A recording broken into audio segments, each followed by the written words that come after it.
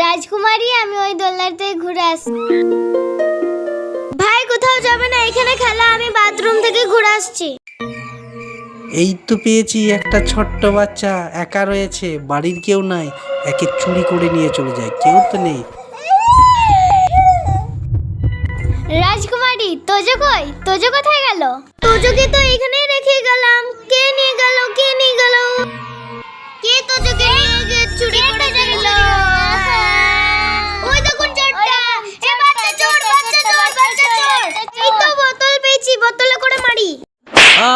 মরে গেলে কি জোরে মারলো! পালিয়ে যায়, ওরা ছুটে আসছে, পালিয়ে যায়, পালিয়ে যায়। এই তো তোজোকে পেয়ে গেছি, এই তো। হ্যাঁ, এই তো আমরা পেয়ে গেছি। আর কোনোদিন একা রেখে যাব না। আপনারাও কখনো ছোট বাচ্চাকে পার্কে বা অন্য জায়গায় কোথাও একা রেখে যাবেন না। আবু আবু আবু আবু, ওই দেখুন আমাদের পতাকা পড়ে আছে।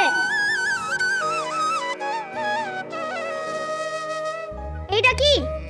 হ্যাঁ, এটা কি? এটা আমাদের জাতীয় পতাকা। এটা কি শুধু পতাকা? আপনি এর গুরুত্ব জানেন না? যদি জানেন না তাহলে শুনুন। আপনার কি জানা নেই ক্ষুদিরাম বসুকে আর ভগৎ সিংকে, যারা এই পতাকার জন্য হাসতে হাসতে গলায় ফাঁসির দড়ি পড়েছিলেন? ইনি হাজরাকে মনে নেই? তোর আগের পর্যন্ত এই পতাকাকে মাটিতে পড়তে দেয়নি, ইংরেজরা বুকে গুলি করেই যাচ্ছিল। মাতঙ্গিনী হাজরা সেই গান্ধী বুড়ি বুকে গুলি লাগা সত্ত্বেও আঁকড়ে ধরেছিল আমাদের এই তিরঙ্গাকে, কখনো মাটিতে পড়তে দেয়নি। আজও আমাদের বীর সেনারা মাতা আর এই পতাকার সম্মানের জন্য মুখে মৃত্যুবরণ করছেন। এইটা আমাদের গর্ব আর আত্মসম্মানের প্রতীক। তাই এই পতাকার স্থান মাটিতে নয়, হৃদয়ে আর সবার উপরে থাকবে। এই নেন তিরঙ্গা।